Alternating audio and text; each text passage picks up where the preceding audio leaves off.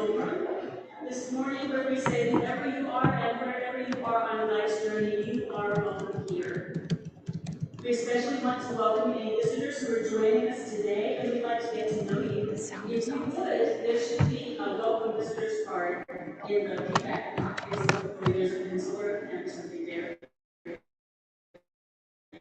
if you would fill this out, and then when the offering plate comes around, put the offering plate so we can get to know you. And also, we have fellowship after the service in the fellowship hall over there. And we certainly welcome everyone, especially visitors, to come and have some juice and some coffee and some snacks over the fellowship hall after the service.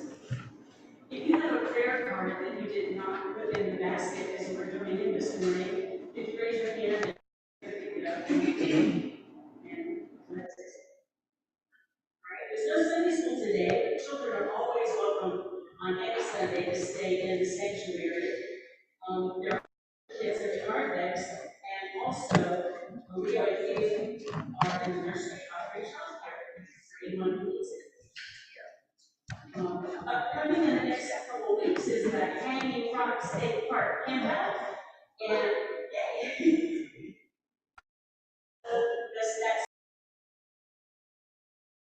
that is an extended fellowship hour where we are going to have games for multi-generational games to play and watermelon this time.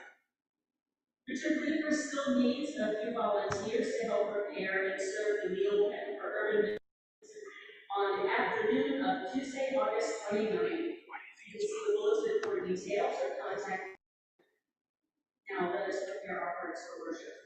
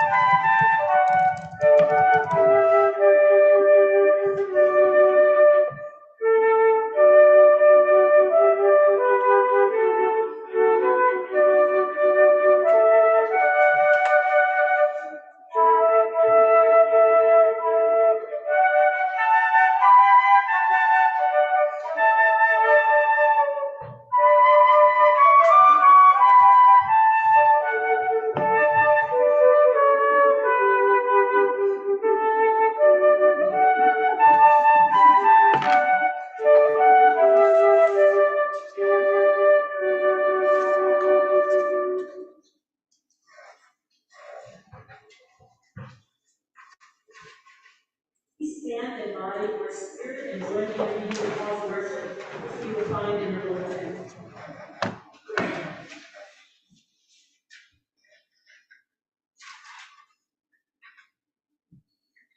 In the midst of all that tosses us to and fro, in the heart of what makes us most afraid, God gathers us together, grounding us in our collective power, nurturing our faith, drawing upon wells of wisdom, ancient and new. Our spirits are renewed in the presence of God. We take heart. We share the load together. We trust that fear will not overpower us. Courage is our inheritance, a legacy of the faithful. And to be not. We'll find the lyrics for the gathering hymn if you are joining us online on the online bulletin, and it is here number 57.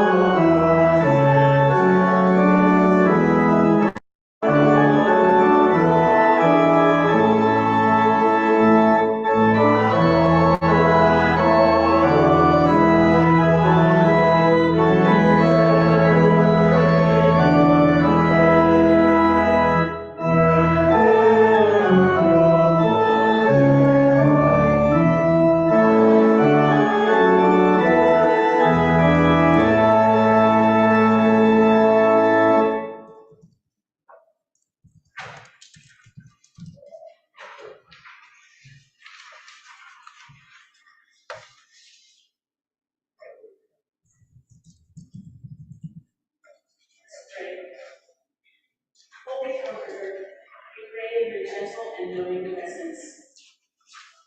We are rattled by collective losses and shaken by acts of cruelty near and far. Let your word be a steady force, a source of confidence in our ability to face our fears together as we offer you our hearts.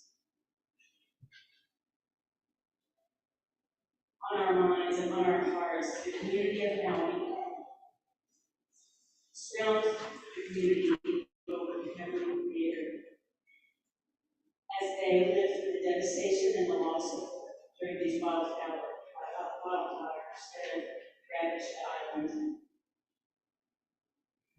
And a prayer from Mindy for her family that is grateful that her sister Tracy is currently safe at the evacuated UCC.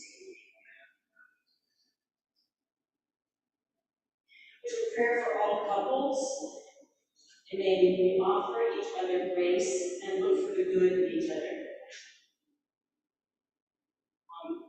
Sandy Cook and Chuck Darcy asked for prayers for Chuck's continuing recovery after his surgery, his shoulder surgery. We continue to pray for Irene and Elsie Bobby as Elsie recovers from cellulitis and begins a new round of physical therapy.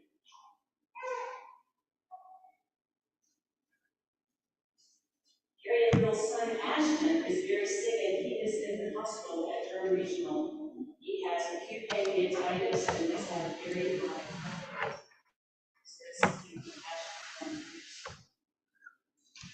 Also, prayers for those starting new jobs, starting new schools, and in search of a new job.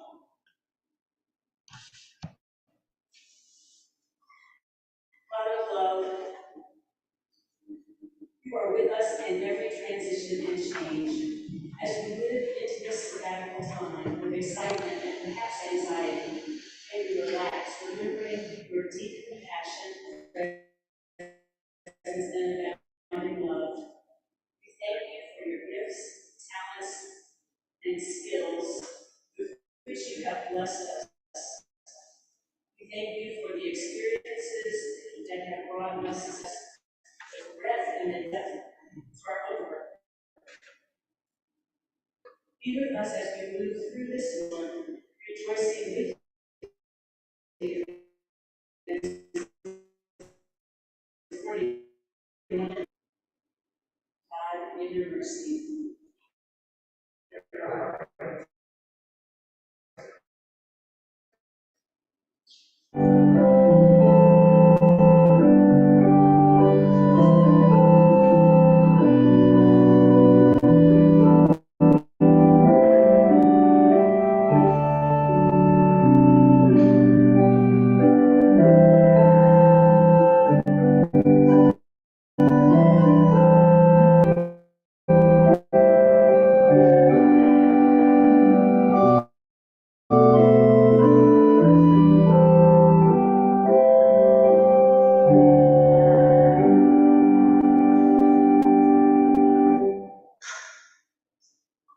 Hello, everyone. I'm glad to see each and every one of you here. I'm so glad that Amy is in baby Ramona was.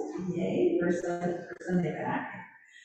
Hello to folks upstairs, hello here, hello to folks online.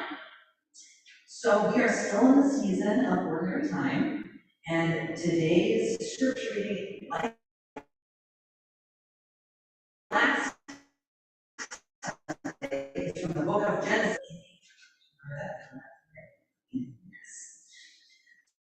So,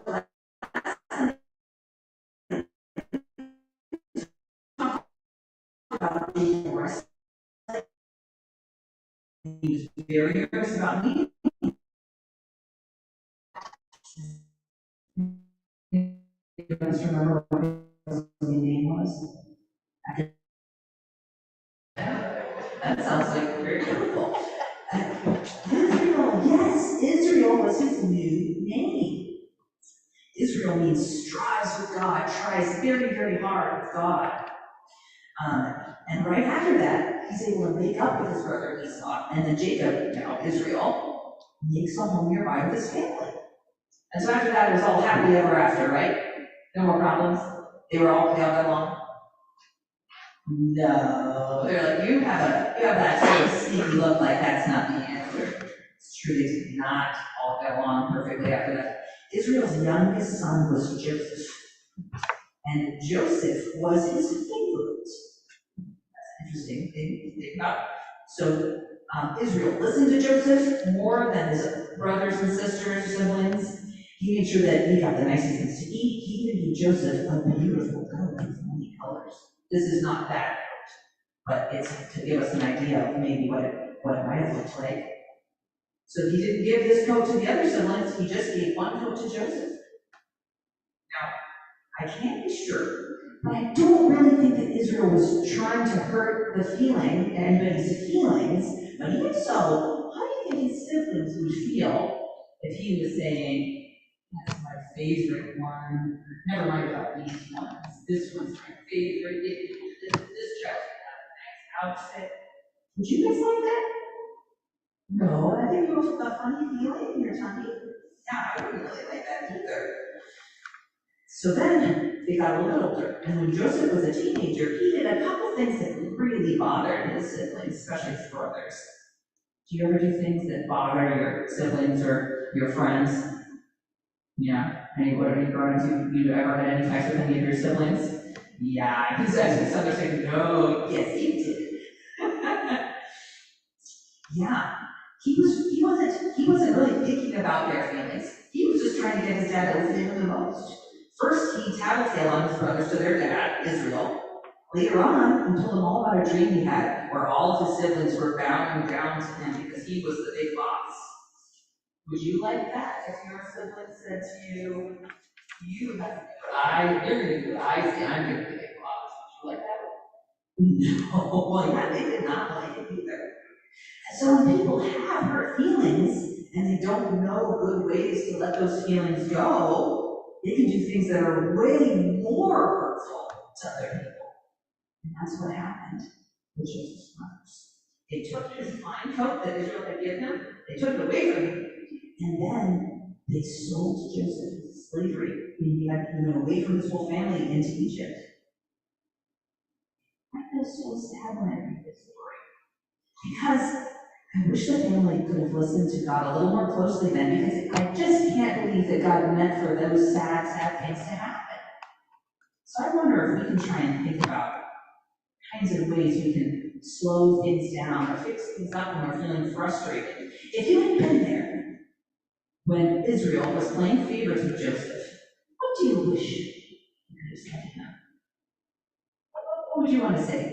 If somebody was playing favorites and saying, I'm going to give a jacket just to this child, what? Say, that's not very kind. I have some too. What were you thinking? Yeah, that's a little mean, Papa. Could we have some too? Can you share that? Okay, well, now we're getting off that a little bit. Okay, so if you had been there when Joseph was about to say mean things about his brothers, what might you have wanted to say to them? Could you say that in a nicer way? Or does he really, do you really need to say it? Yeah, let's just be nicer. Let's try and be nicer to our siblings, yeah. And if you had been there when the brothers were mad at Israel and Joseph and thinking about doing something mean to Joseph, what do you wish you could have said to them? No, yeah, very simple. No, don't do that. That would have been nice, yes. But maybe saying, can you talk to them about it? Or can you just enjoy being brothers together and loving and building each other up and not pay attention to that stuff? Do you think that might have been a nicer way for it to go? So we can really learn from this story. One way is that way, to think about how we can do a better job than they did, maybe in our lives, being kinder, asking others for help when we're frustrated. Another way is to remember that even when we make mistakes, even big mistakes, like the brothers did with Joseph in particular, God can still give us unexpected ways to fix things up. That doesn't mean that the thing goes away. It's not like it never happened, but there can be ways to fix things up, even when it seems like they're really bad. So we have that bad feeling, and we're like, nothing's gonna get better. Hang on, take a breath, because there's always some kind of way. I think good things to remember, huh?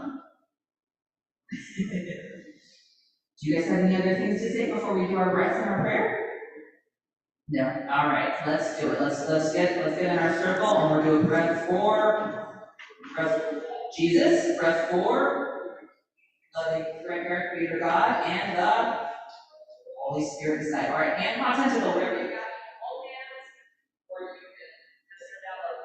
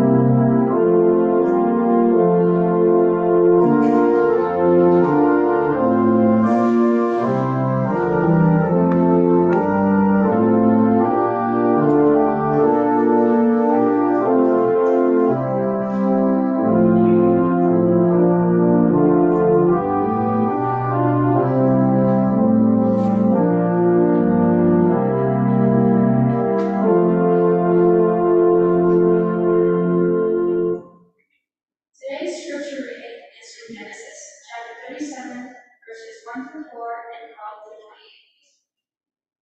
Then Jacob took a residence in the place where Isaac had settled, the land of Canaan. These are the generations of Joseph. When Joseph was 17 years old, he used to accompany his siblings, the children of Bilhah and Silpah, Jacob's spouses, as they herded the flocks. Joseph put cattle on the others to Jacob, while they tended the animals, always presenting them in a negative light. Now, Israel did harm youth, because he was a child of old age. He loved Joseph more than the others. Israel gave Joseph a richly ornamented robe. When the brothers saw that Israel loved him best, they were jealous and had nothing but words of contempt for the boy. The brothers had gone to tend the herds at Shechem. Israel said to Joseph, "Your brothers are tending to the herds at Shechem. I will send you to them." Joseph replied, "I am ready." Israel told Joseph to see if things were going well and to report back. So Joseph set off from the valley of Elah. When he arrived at Shechem and was wandering in the fields and searched for herds, someone asked, "What are you looking for?" Joseph answered, "I am looking for my brothers. Can you tell me where they are tending sheep?" The person said, "They have moved on. I heard them say, 'You're going to Jotham.'" So Joseph left that place and caught up with her and Jotham. They saw Joseph approaching in the distance, and before he reached them, he plotted to murder the lad. They said to one another, "Here comes that dreamer. Now for a chance. Let's kill Joseph and throw his body into one of these pits. Send a wild animal to devour him. Then we'll see what becomes of Joseph's dreams."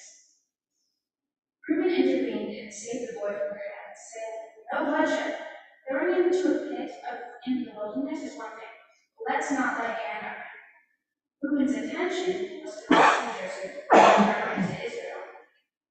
So when Joseph came upon his brothers, they stripped him of his robe, the ornamented robe before, and picked him up and threw him into a bed.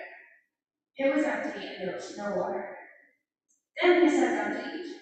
As they were eating, they noticed an Ishmaelite caravan coming from Gilead, with loads of gum, balm, and resin on its way down to Egypt.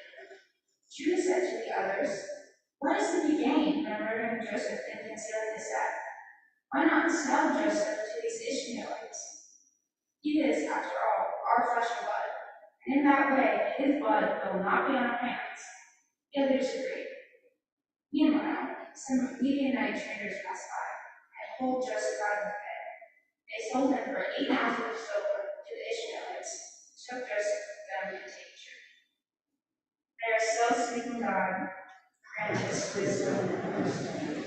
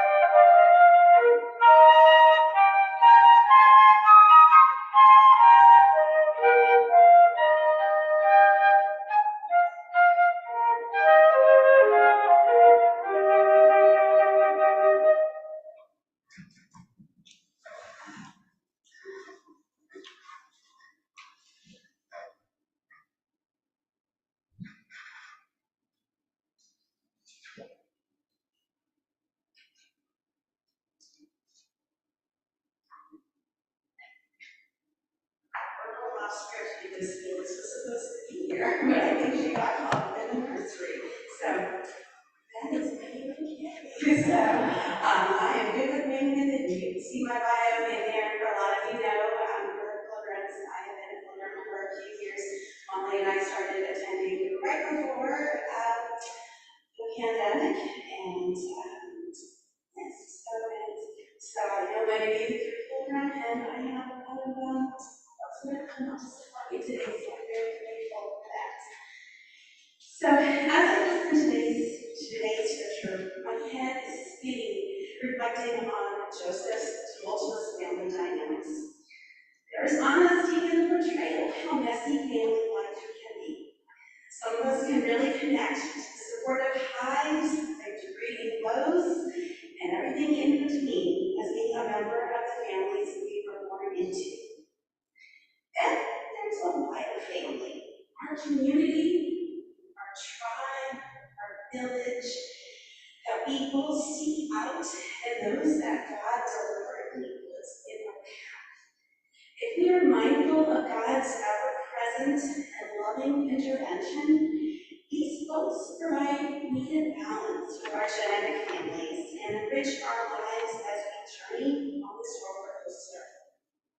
I like to dub those folks family because those are your friends that you self-select to become your family. So this has been a summer of me stepping outside of my comfort zone, starting with a guest speaking at the Transgender Rights Rally.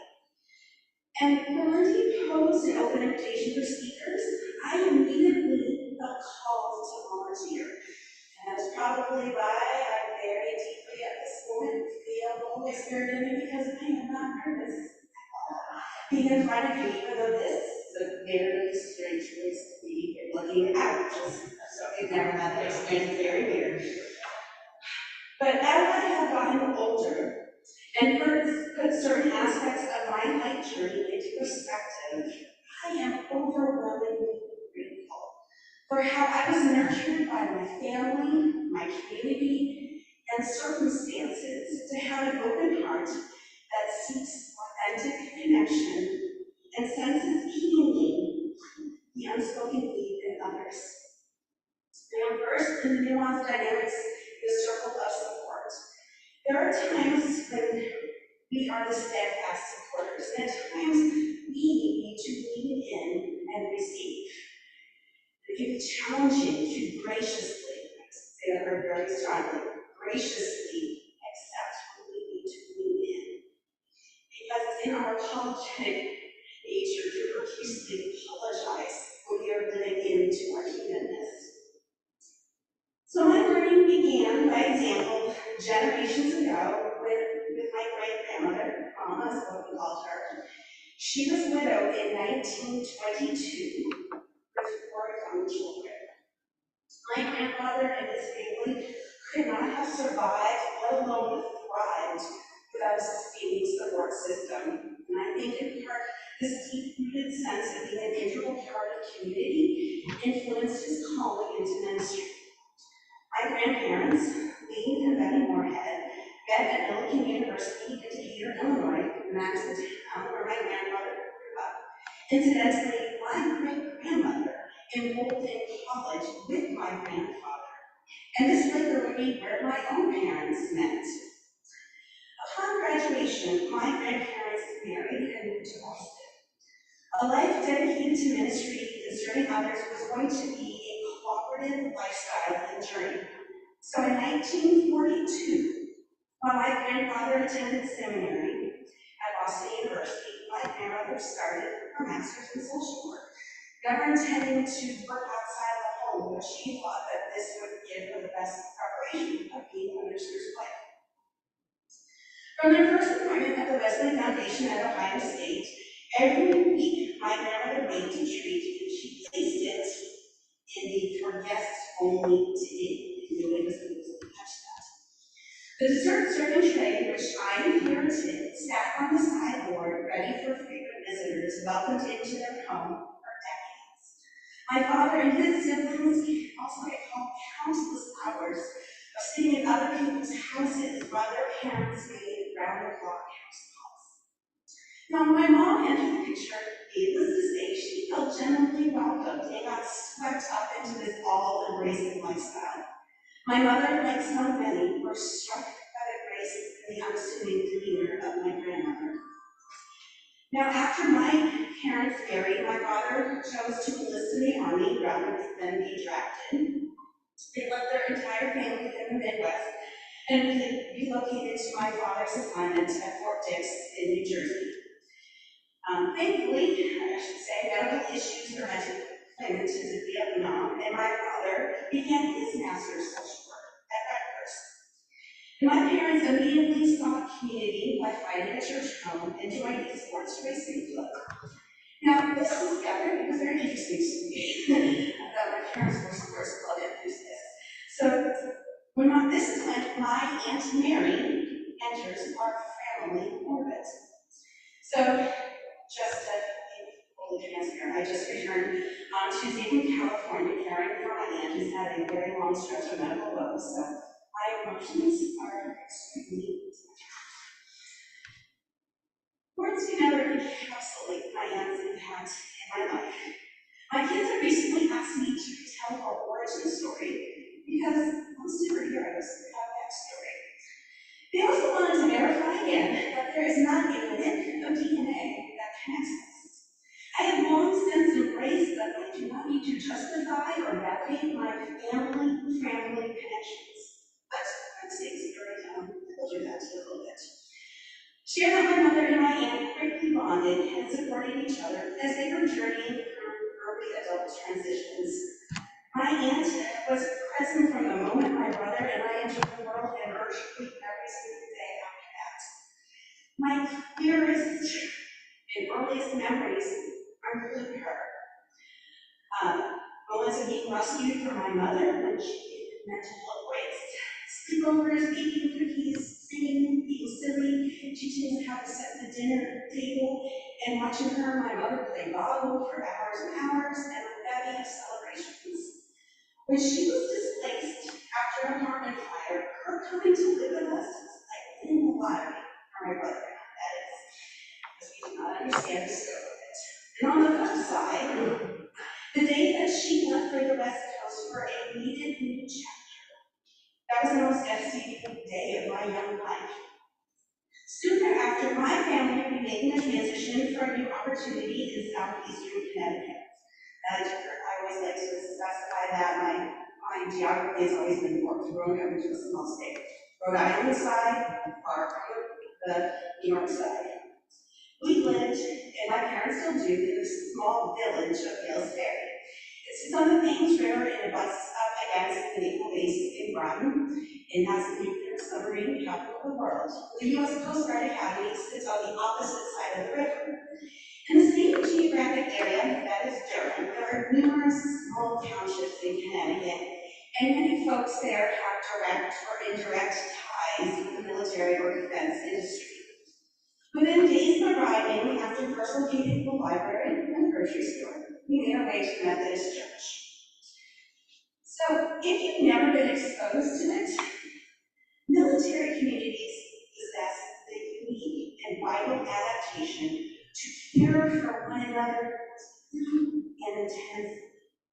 You are brought into the fold, even if you are non-military, and you are schooled in that way of life. So this, of course, spoke my parents' love language. This was their lottery win to land here. Even though I was young, I can vividly recall our first Sunday and the authentically gracious welcome we received.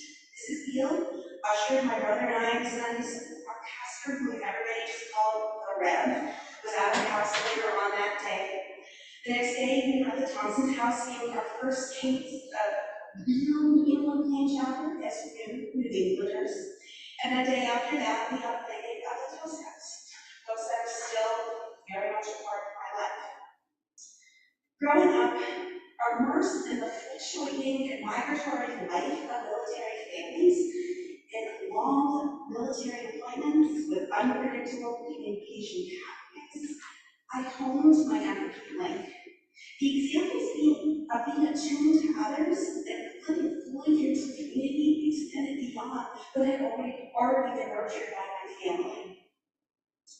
We often sponsored a first-year Coast Guard cadet when we would pick up on Saturday mornings. My mom would give them access to the washing machine, a private place to go home, and accommodate all and any food requests.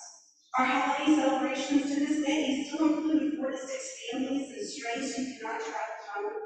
And just like when my Aunt Mary would whisk my brother and I away when she knew my mother's cup was overflowing and needed a break, we welcomed moms and kids without partners and fathers for months on end in need of respite and change of scenery. So it was not a shocker that the first phase of my professional life was in the social work sector.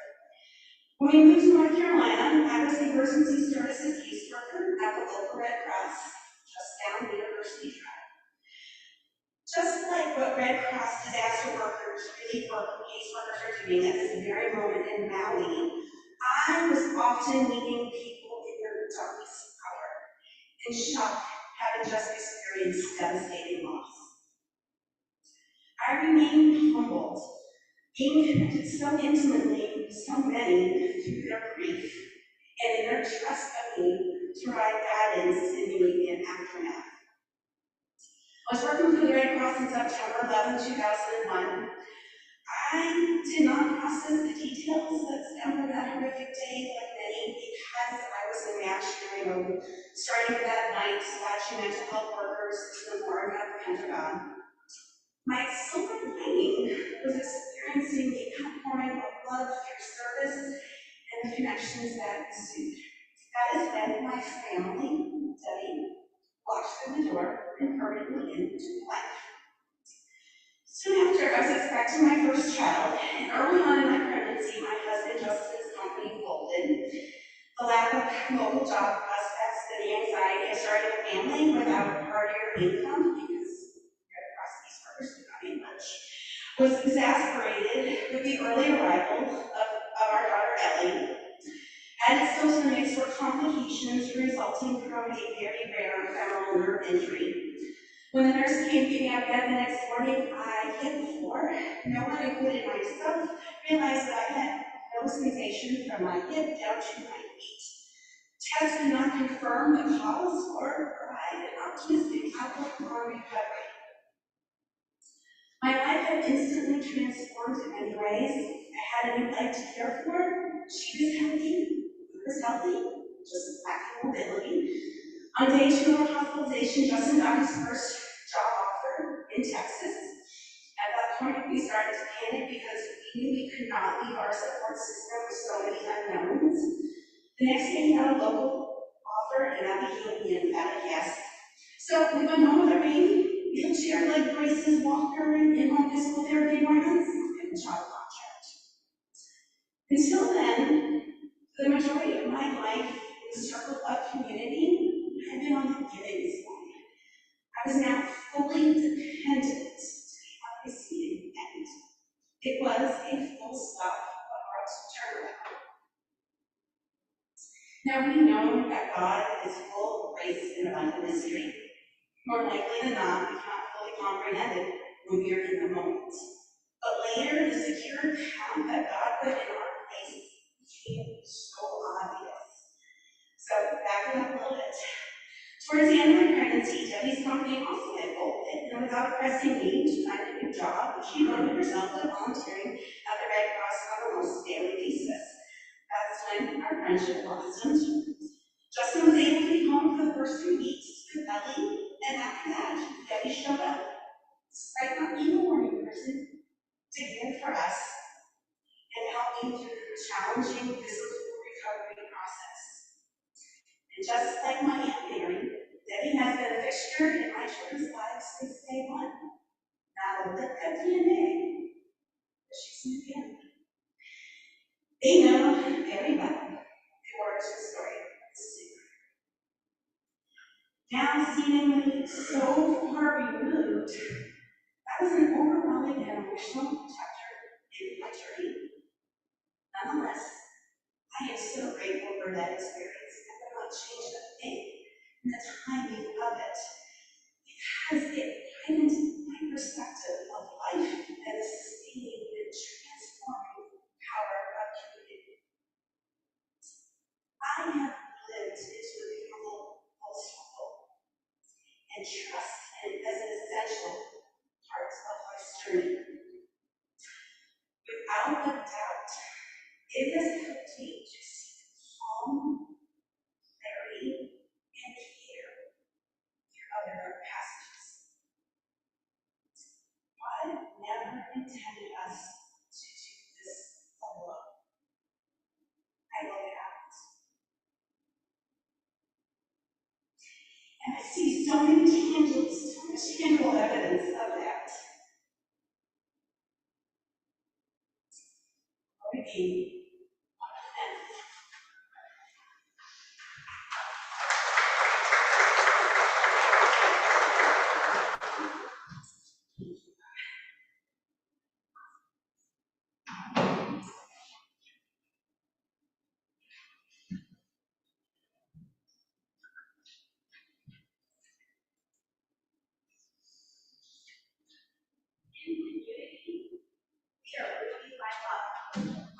We are made capable of doing hard things, speaking with, and frankly, facing the circumstances that surround us. The gratitude for this place of belonging and for God's presence with us. Let us bring what we have.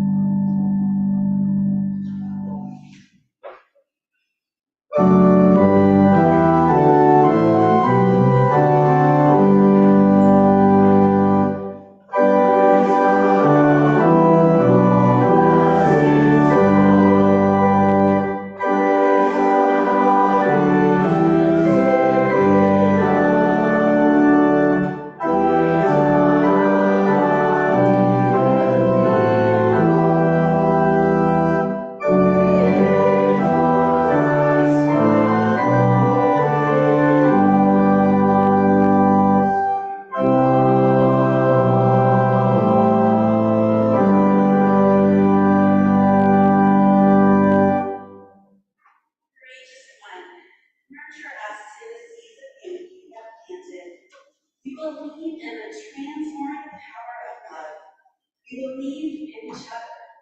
We believe in your creative presence in the world around us. But God, we struggle to live our lives. As we bring together our resources, we pray for your blessing upon our shared labor. May all that we do reflect the radical and abundant faith to which you have called us. Please join us in our closing hymn, number 381, in Christ is yours.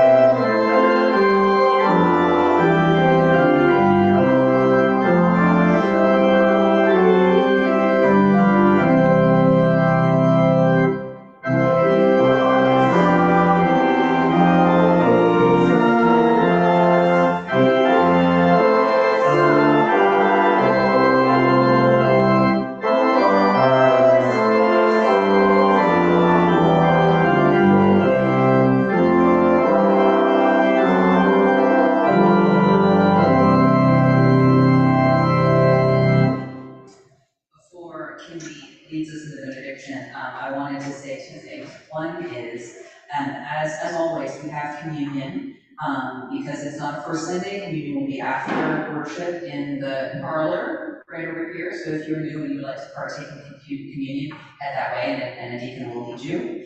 And then the next one is a little more personal on my end. I was sitting there enjoying worship, listening to Cindy preach, and then I realized, oh my goodness, I was the one who was supposed to introduce her. So she has graciously allowed me to take a little moment to speak here. I'm not going to read most of what I wrote for it, no longer makes sense. But I wanted to honor her because she's such a wonderful human being, and I'm so glad she's a part of our community now. So newer pilgrims might be surprised to learn that Kimby has only been an official member of Pilgrim for a few years, so seamlessly has she joined our community. So please join me in thanking her again for sharing her story, her intelligence, wisdom, her kindness, and her big and tender heart.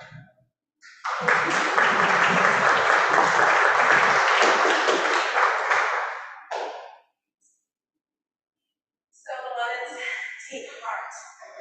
When evil works limit our sense of possibility and injustice threatens our dreams of collective flourishing, God remains as close as our breath, in the impossible puzzle among us.